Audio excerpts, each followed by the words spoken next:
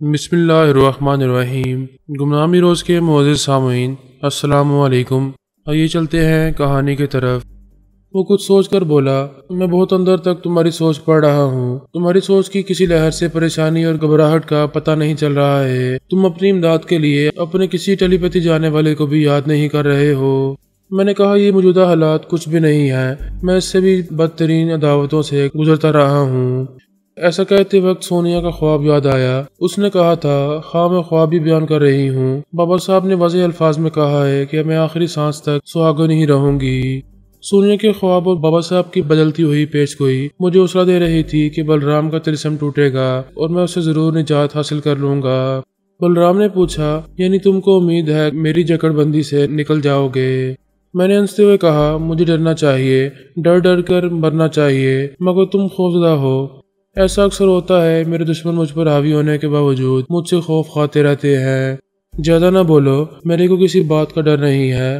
تمہارے ٹیلی پیتھی جانے والے بابا صاحب کے ادارے والے جتنا بھی زور لگائیں گے میرے سے ہار جائیں گے۔ جے ماتا کی، جے ماتا کی۔ میں اکیلا نہیں ہوں، میرے ساتھ 2 اور جنم ساتھی بھی ہیں۔ ہم تینوں نے تمہارے دماغ میں ایسا گھور اندھیرا کیا ہے کہ تمہاری امداد کو آنے والے بھٹکتے ہی رہ جائیں گے۔ جے ماتا کی، جے ماتا کی۔ کوئی تمہارے کام نہیں آئے گا۔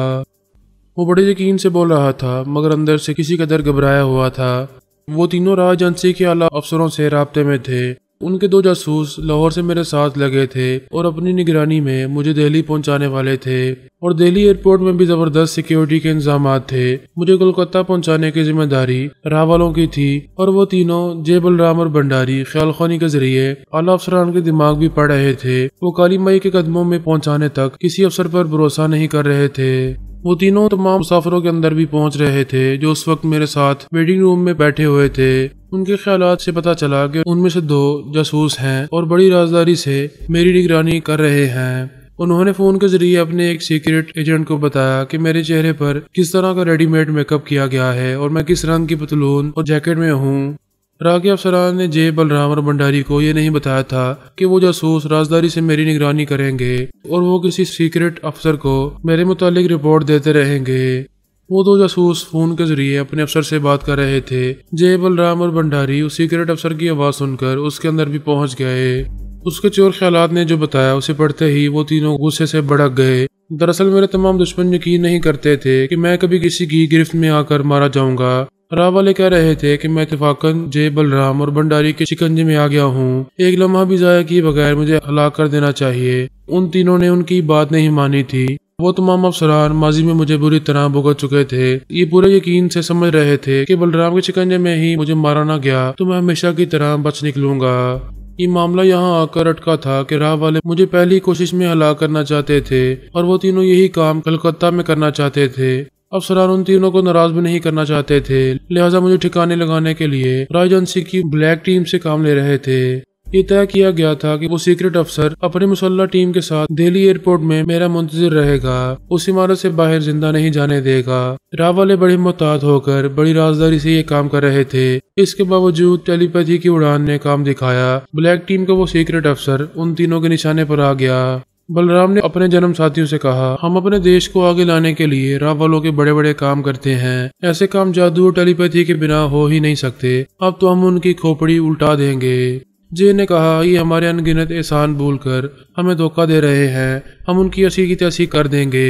بھنڈاری نے کہا، ابھی صبر کرو، کرودھ اور غصہ نہ دکھاؤ، ان کے کمینے پن سے جان بن کر رہو۔ پہلے کسی طرح فرحات کو دیوی ماں کے چرنوں میں پہنچاؤ، اس کی بلی چڑھاؤ، اس کے بعد راہ والوں سے نمٹا جائے گا۔ پہلے تو انہیں یہ اندیشہ تھا کہ میرے ٹیلی پیتھی جانے والے مجھے بچانے آئیں گے۔ اب راہ والے آستین کے سام بن گئے تھے۔ وہ تینوں سر جوڑ کر سوچنے لگے کہ ایسے سانپوں سے کس طرح نمٹا جائے۔ جہاز پرواز کے لیے تیار تھا۔ میں اپنی سیٹ پر آ کر بیٹھ گیا۔ ایسے وقت میں نے محسوس کیا وہ تینوں میرے اندر نہیں تھے، وہ راہ والوں سے نمٹنے کے سلسلے میں مصروف ہو گئے تھے۔ میرے ساتھ والی 2 سیٹیں خالی تھیں۔ پرواز سے پہلے وہ حسینہ وہاں آ کر بیٹھ گئی۔ میں نے اس شخص کے ساتھ اسے دیکھا تھا۔ اس کی گرفتاری کے بعد ایک سیٹ خالی رہنے والی تھی، دوسری پر آ کر وہ بیٹھ گئی۔ مجھے دیکھ کر چونک گئی تھی۔ میں نے کہا، ہائے، 2 ہنسوں کا جوڑا بچھڑ گئے رے۔ اس نے دوسری طرف منہ پھیر لیا۔ میں نے پوچھا، وہ کیا لگتا تھا تمہارا؟ اس نے جواب نہیں دیا۔ میں اسے بولنے پر اکسا رہا تھا۔ عمر کے حساب سے تم دونوں باپ بیٹی لگ رہے تھے، لیکن آج کے دور میں عمر کون دیکھتا ہے؟ दौलत ठंड बरसाने वाला बूढ़ा भी हो तो उसे बॉयफ्रेंड बना लिया जाता है। वो एक झटके से मेरी तरफ गर्दन घुमाकर बोली, यू शट अप, मैं ऐसी नहीं हूँ। तो फिर कैसी हो? जवाब देने से पहले मुझे अच्छी तरह देखो, मैं भी बूढ़ा हूँ, इत्तेफाक से दौलतमंद भी हूँ। उसने सोचती हुई नजरों से मुझे देखा, फिर बोली, क्या तुम जानते हो उसे किस जुर्म में गिरफ्तार किया गया है? मैं नहीं जानता, तुम बता दो।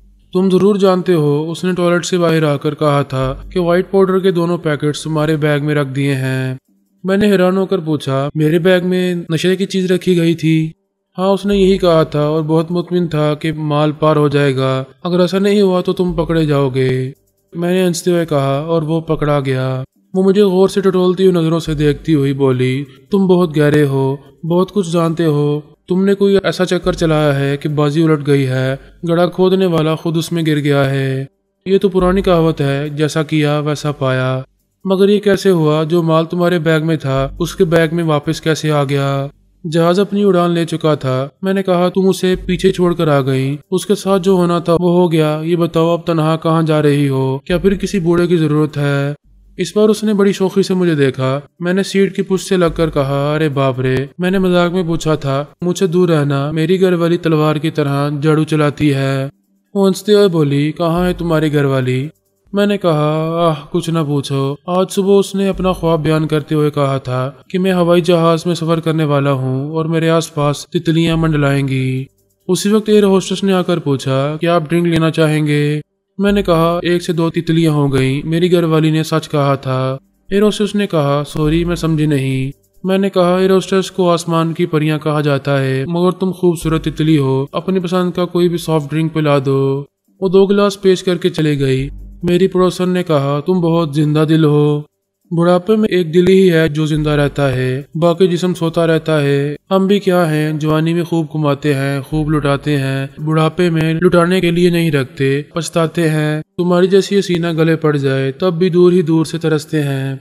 अगर मैं सर से पांव तक मिलती रहूं तो क्या फिर भी तरसते रहोगे? समझदार हो तो समझो, प्यास बुझाने के लिए कुआं खोदना पड़ता है और बुढ़ापे में मेहनत मशक्कत वाली रूमानी मजदूरी नहीं होती। वो अचानक ही सीधी होकर बैठ गई, अपने सर को दोनों हाथों से थाम कर बोली, अभी कोई मेरे अंदर बोल रहा था। मैंने पूछा, क्या बोल रहा था? वो कह रहा था कि वो तुम्हारी तरह बूढ़ा नहीं, जवान है और मैं उसकी तरह हिंदू हूँ। फिर वो चुप होकर खला में तकने लगी। उसके अंदर बलराम बोल रहा था, तुम्हारा नाम शिल्पा सरोज है, तुम ज्यादा से ज्यादा दौलत हासिल करना चाहती हो, उसके लिए दौलतमंद बूढ़ों को फांसती रहती हो, क्या मैं ठीक कह रहा हूँ? शिल्पा ने हाँ के अंदाज में सर हिलाया। वो बोला, इस बार तुमने जिस दौलतमंद बूढ़े को फांसा था वो नशे का धंधा करता था। दिल्ली पहुंचकर तुमको 80,000 मिलने वाले थे, अब नहीं मिलेंगे। शिल्पा ने कहा, ये टेलीपैथी है, तुम मेरे अंदर का सारा भेद मालूम कर रहे हो। ये बूढ़ा जो मेरे पास बैठा हुआ है, इसके बारे में कुछ बताओ। इतना धनवान है कि इसकी दौलत का कोई हिसाब नहीं है, मगर ये तुम्हारे काम नहीं आएगा, 2 दिन बाद मरने वाला है। शिल्पा ने मेरी तरफ देखा, फिर बलराम से कहा, तुम अंदर की सच्ची बातें जानते हो, अगर ये सचमुच मरने वाला है तो मैं अपना वक्त बर्बाद कर रही हूँ। तुम बोलो कि हम दोस्त बन सकते हैं। तुम्हारी सोच पढ़कर मालूम हुआ है कि तुम बहुत सुंदर हो, बहुत तगड़ी हो। कोलकाता होगी तो तुमको सर से पांव तक देखूंगा। मैं आऊंगी, तुम टेलीपैथी के जरिए दौलत कमाओगे, मैं तुम्हारे बहुत काम आऊंगी। हिंदी, अंग्रेजी, फ्रांसीसी, जर्मनी, रूसी, जापानी और अरबी जुबानें जानती हूँ। मैं ऐसी जुबानें जानने वालों के अंदर तुम्हें पहुंचाती रहूंगी। फिर तो तुम बड़े काम की सुंदरी हो, दूध भी हो, मलाई भी हो, बस इस बूढ़े के साथ चली आओ। उसने मेरी तरफ देखते हुए पूछा, क्या ये तुम्हारा आदमी है? मेरा गुलाम है। जहाज में ऐलान हो रहा था कि वो दिल्ली पहुंच रहे हैं, लिहाजा हिफाजती बेल्ट बांध लें। बलराम ने मेरे अंदर आकर कहा, मैं तुम्हारे पास आता जाता रहूंगा, तुम जहाज से उतरने के बाद होशियार रहो। एयरपोर्ट से बाहर हमारी गाड़ी में जाकर बैठने तक खतरा है, राह वाले तुम्हारी ताक में हैं, कहीं से भी छुपकर तुमको गोली मार सकते हैं। मैंने कहा, मैं तुम्हारा मामूल ताबेदार हूँ, तुम कह रहे हो इसलिए होशियार रहूंगा, वरना जरूरी नहीं है। मौत तो उधर एयरपोर्ट में भी और इधर तुम्हारे कूचे में भी। ज्यादा मत बोलो, जो बोलता हूँ वो करते रहो। वो चला गया। शिल्पा सीट बेल्ट बांधते हुए बोली, अच्छा तो तुम उसके गुलाम हो? मैंने जवाब नहीं दिया। तैयारा रनवे पर उतर रहा था। उसने कहा, ओह, मैं तो उसका नाम पूछना ही भूल गई, तुम तो जानते होगे। मैंने कहा, अब उसे फांस रही हो, जहाँ जाती हो फिसलने में देर नहीं करती। उसका नाम बलराम है। वो तीनों, जय, बलराम और भंडारी, राह के सीक्रेट अफसर के दिमाग में जगह बनाने के बाद ब्लैक फोर्स के कमांडर के अंदर भी पहुंच गए थे। यूं के बाद दीगरे ब्लैक फोर्स के मुसल्लह जासूसों को भी ख्याल खोने की गिरफ्त में ले चुके थे। उस सीक्रेट अफसर ने एयरपोर्ट की विजिटर लॉबी में माहिर निशानाबाजों को लॉबी के मुख्तलिफ हिस्सों में छुप कर रहने का हुक्म दिया था। खुद एक जगह मेरे इंतजार में बैठा हुआ था। रॉ के डिप्टी डायरेक्टर और मुख्तलिफ ऑफिसर्स मेरे इस्तकबाल के लिए आए थे। वो जाहिर कर रहे थे कि जे बलराम और भंडारी की ख्वाहिश के मुताबिक मुझे तहफ़्फ़ुज़ दे रहे हैं। वहाँ मुसल्लह अफराद की ड्यूटी लगाई है और ख़ुद मुझे रिसीव करने आए हैं। मौत कई तरह के नकाब पहन कर आई थी। रॉ के अफसरान को ये खुशफहमी थी कि वो जे बलराम और भंडारी को धोखा देकर मेरा काम तमाम कर देंगे। उन्होंने पूरी कोशिश की थी कि ब्लैक फोर्स के तमाम अफसरान और जासूस राज में रहें। वो तीनों जन्म साथी उनकी साजिशों से बेखबर रहे, मगर ऐसा नहीं हुआ था। मैं इमिग्रेशन काउंटर पर आया। शिल्पा मेरे साथ थी। बलराम ने मेरे पास आकर कहा, मैं भी मसरूफ रहूंगा। जब तक तुम्हारे पास ना हो तुम लगेज हाल से बाहर ना निकलना। वो सीक्रेट ऑफिसर के अंदर पहुंचकर बोला, ए कुत्ते। वो एकदम से चौंक कर अपने सर को थाम कर बुड़बुड़ाया कि मेरे अंदर कैसी आवाज थी। मैं तेरा बाप बोल रहा हूँ, तुम फरहाद को मारने आया है। वो घबरा कर बोला, कौन हो तुम? मेरे अंदर बोल रहे हो, टेलीपैथी जानते हो? प्लीज बताओ कौन हो? हम वही हैं जिन्हें तुम धोखा दे रहे हो। हमको उल्लू बनाने के लिए फरहाद की सिक्योरिटी का बंदोबस्त किया है और इधर छुपकर उसको गोली मारना चाहते हो। नहीं, हम उसे नहीं मारेंगे। हम तो उसकी हिफाजत के लिए आए हैं। अरे कुत्ते, क्या हमसे अंदर की सच बातें कभी छुपाई जा सकती हैं? वो बेबसी से बोला, हाँ मैं भूल गया था। हमारी कोई सोच, हमारा कोई भेद तुमसे नहीं छुपेगा। मुझे माफ कर दो, मैं फरहाद को नुकसान नहीं पहुंचाऊंगा। अगर फरहाद को बचाना चाहते हो तो उसे गोली मारो जो बुक स्टॉल के पास गन लिए खड़ा है। वो परेशान होकर बोला, वो मेरा मातहत है। मैंने उसे हुक्म दिया था कि वो बात पूरी न कर सका। बलराम ने उसके दिमाग पर कब्जा जमाया। उसने गन सीधी की, फिर अपने ही मातहत का निशाना लेकर गोली चला दी। फायरिंग की जोरदार आवाज के साथ वो मातहत उछलकर फर्श पर गिर पड़ा। दूसरी तरफ जे और भंडारी ने भी यही किया। दूसरे मातहतों के दिमागों पर कब्जा जमाकर गोलियां चलाईं। उधर भी 2 लाशें गिरी। एक गोली ने सीक्रेट अफसर को भी हमेशा के लिए ठंडा कर दिया। मुसलसल फायरिंग के बायस भगदड़ मच गई थी। मुसाफिर मर्द, औरतें और बच्चे बूढ़े चीखते चिल्लाते हुए इधर उधर पनाह लेने के लिए भाग रहे थे। राह के अफसरान ऐसी सूरत हाल से बौखला गए थे। जे बलराम और भंडारी ने उनके दिमागों में आकर पूछा, कुछ समझ में आया ये क्या हो रहा है? चीफ ने कहा, हम फरहाद की सलामती के लिए परेशान हैं। वो लगेज हाल से बाहर आने वाला है और इधर गोलियां चल रही हैं। अब नहीं चलेंगी। हमने तमाम दुश्मनों को नरक में पहुंचा दिया है। डिप्टी डायरेक्टर ने जान बनकर पूछा, ये दुश्मन कौन थे? बलराम ने कहा, तुम्हारे भाई थे। भाई? ये क्या कह रहे हो? जे ने कहा, तुमने हमको ये कभी नहीं बताया कि राय एजेंसी का एक रिपोर्ट रहने वाला तुम्हारा भाई ब्लैक फोर्स है। तुमने ये बात छुपाई कि ब्लैक फोर्स के मुसल्लह कुत्ते फरहाद को यहाँ मारने आएंगे। रॉ के डायरेक्टर ने कहा, हमने तुमसे कुछ नहीं छुपाया है। हम पर शुबा ना करो, चाहे हमसे जैसी कसम ले लो, हम नहीं जानते कि।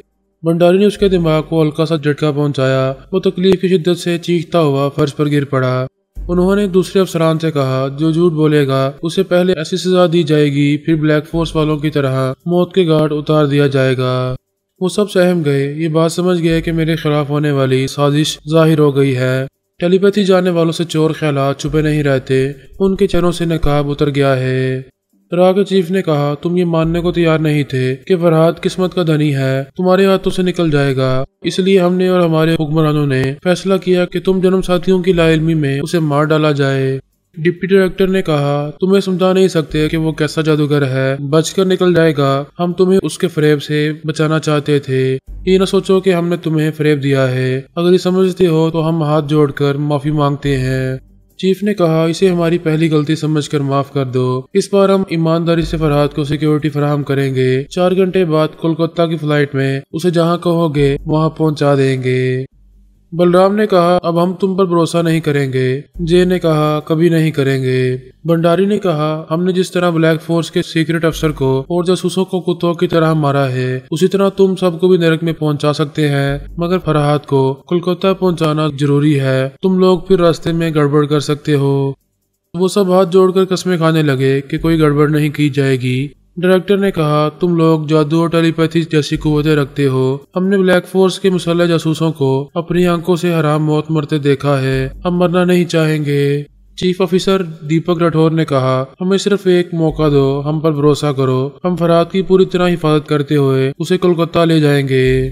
ڈائریکٹر نے کہا، میں خود فرحاد کے ساتھ جاؤں گا، اسے ذرا سا بھی نقصان پہنچے گا تو مجھے وہیں مار ڈالنا۔ انہوں نے مصلحتاً انہیں معاف کر دیا۔ ان افسران کے ذرائع اور اختیارات کے باعث مجھے کولکتہ لے جانا آسان ہو رہا تھا۔ ان کی پشت پناہی کی وجہ سے اس دیش کی پولیس اور آرمی والے مجھے قانونی گرفت میں نہیں لے سکتے تھے۔ انڈین آرمی کے افسران میرے جعلی پاسپورٹ اور ویزا کی بنا پر مجھے مجرم ثابت کر کے گرفتار کر سکتے تھے۔ میری آمد پر بلیک فورس کے اہم افراد مارے گئے تھے اور وہ مجھے بھی گولی مار سکتے تھے۔ وہ تینوں اپنے جادو اور ٹیلی پیتھی کے ذریعے تمام آرمی والوں سے نمٹ نہیں سکتے تھے، پھر یہ کہ مجھے کسی رکاوٹ کے بغیر صحیح سلامت دیوی ماں تک پہنچانا لازمی تھا، اس لیے انہوں نے راہ کے افسران سے رابطہ کر لیا۔ میں شلپا کے ساتھ لگیج ہال میں بیٹھا ہوا تھا۔ بلرام نے آ کر کہا، میدان صاف ہے، کوئی خطرہ نہیں ہے، یہاں سے چلو۔ پھر اس نے شلپا سے کہا، ابھی ہمارے ساتھ بہت گڑبڑ ہو رہی ہے، تم کسی دوسری فلائٹ سے آؤ اور وہاں کسی ہوٹل میں رہو، میں تم سے بعد میں ملوں گا۔ میں وہاں سے نکل کر وزٹر لابی میں آیا۔ تھوڑی دیر پہلے اچھی خاصی گولیاں چلتی رہی تھیں، وہاں پولیس فورس آ گئی تھی۔ پولیس افسران مسافروں کو تسلیاں دے رہے تھے کہ اب گولی نہیں چلے گی، وہ ان کے دلوں سے خوف دور کر رہے تھے۔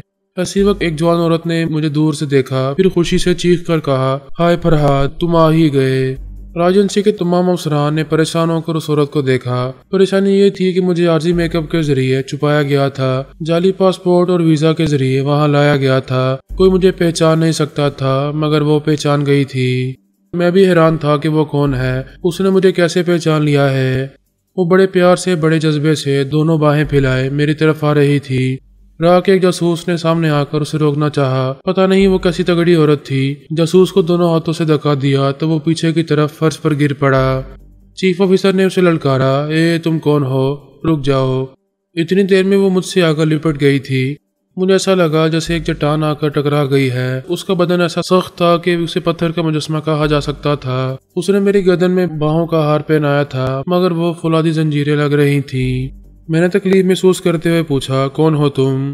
مجھے اپنے اندر بلرام کی درد بھری کراہ سنائی دی۔ یہ جیوتی جالر ہے، پتہ نہیں کہاں سے مرنے آ گئی ہے۔ ادھر بھنڈاری جیوتی کے دماغ میں کہہ رہا تھا، بھگوان کے لیے یہاں سب کے سامنے اس کو فرحاد مت بولو، گڑبڑ ہو جائے گی۔ کیوں گڑبڑ ہوگی؟ یہ میرا فرحاد ہے تو پھر میں فرحاد ہی بولوں گی۔ سمجھا کرو، ہم اسے دشمنوں سے بچانے کے لیے اس نئے بہروپ میں یہاں لائے ہیں، کیا تم اس کی سلامتی نہیں چاہتی ہو؟ وہ قائل ہو کر ساری لاتے ہوئے بولی، پھر تو ٹھیک ہے، میں اس کو فرحاد نہیں بولوں گی، اپنا پریمی بولوں گی۔ راہ کے ڈائریکٹر نے کہا، یہ پھر اسے فرحاد کہہ رہی ہے، اس کا منہ بند کرو۔ جے نے کہا، اس عورت کو کچھ نہ بولو، یہ کبھی میری بیوی تھی۔ ڈائریکٹر نے کہا، ابھی تھوڑی دیر پہلے بلرام نے کہا ہے کہ یہ اس کی بیوی تھی۔ ہاں، یہ بھنڈاری کی بھی بیوی تھی۔ تعجب ہے، تم 3 پتی تھے اور یہ ایک پتنی تھی۔ ہاں، یہ ہم تینوں کے ساتھ رہتی تھی، پھر فرحاد کی دیوانی ہو کر اس نے ہمیں چھوڑ دیا۔ اب تو یہ تمہاری کوئی نہیں ہے، اسے یہاں سے جانے کو کہو۔ بہت مشکل ہے، ہمارے کہنے سے نہیں جائے گی، ہم زبردستی نہیں کر سکیں گے۔ یہ ماں درگا کی پگلی پجارن ہے، ہم سب اس کا مان کرتے ہیں۔ وہ مجھ سے لپٹی ہوئی تھی، میری طرف منہ اٹھا کر کہہ رہی تھی، میرے کو پیار کرو، تم تو پکا یاش ہو، سادھو کیوں بن گئے ہو؟ میں نے کہا، میں بیمار ہوں، کمزور ہوں، پلیز مجھے معاف کر دو، ذرا الگ ہو جاؤ، مجھے سانس تو لینے دو۔ وہ فوراً ہی الگ ہو کر بولی، ہائے، تم کو دیکھتے ہی باولی ہو گئی، بھول گئی کہ تم بیمار ہو۔ چنتا نہ کرو، تمہارے لیے ایسی دوا لائی ہوں کہ ایک ہی دن میں بڈھے سے جوان ہو جاؤ گے۔ بلرام نے پوچھا، جیوتی، تم یہاں کیسے آ گئیں؟ تمہیں کیسے معلوم ہوا کہ فرحاد یہاں آنے والا ہے؟ وہ بولی، جے ہو گرو مہاراج کی، انہوں نے بتایا تھا کہ آج کے دن اسی سمے میرا پریمی مجھے یہاں ملے گا۔ بلرام نے کہا، گرو مہاراج گیان دھیان میں ڈوبے رہتے ہیں، ہم سے باتیں نہیں کرتے، مگر تم سے پرسن رہتے ہیں۔ ان کو فرحاد کے بارے میں نہیں بتانا چاہیے تھا، اب تم اس کا پیچھا نہیں چھوڑو گی۔ میں 15 برس سے انتظار کر رہی تھی، یہ آج ملا ہے، میں تو مر جاؤں گی پر اسے نہیں چھوڑوں گی۔